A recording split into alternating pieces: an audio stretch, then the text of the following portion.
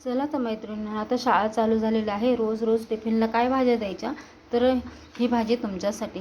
ते इथे मी कांदा घेतलेला आहे कटिंग करून, तर तेवढंच प्रमाणात मी ना इथे बटाटा कटिंग करून घेतलेला आहे बारीक. इथे आहे ना मी तेल गरम करायला ठेवलेलं आहे. तेलामध्ये आहे ना थोडेसे जिरे टाकणार आहोत. जिरे छानपैकी तडतड करायला लागले की आपण त्याच्यात कांदा परतायला टाकणार आहोत.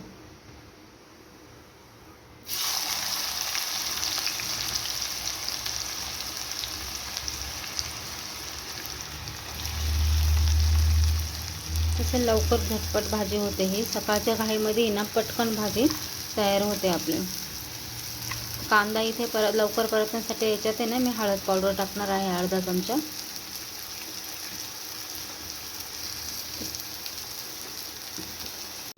इथे कांदा छान परतलेला आहे, तर त्याच्यामध्ये मी चवीनुसार मीठ ॲड केलेलं आहे.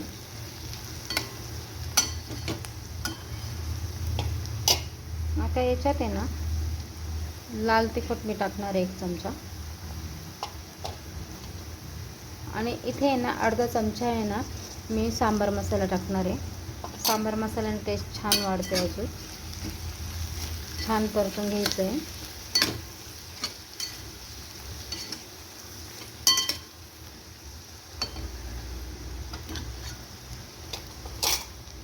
आता याच्यामध्ये ना हे बटाटे आहे ना मी 3 ते 4 पाण्याने छान स्वच्छ धुवून घेतलेलं आहे.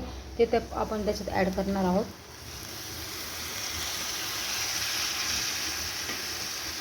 छानपैकी परतून घेणार आहोत.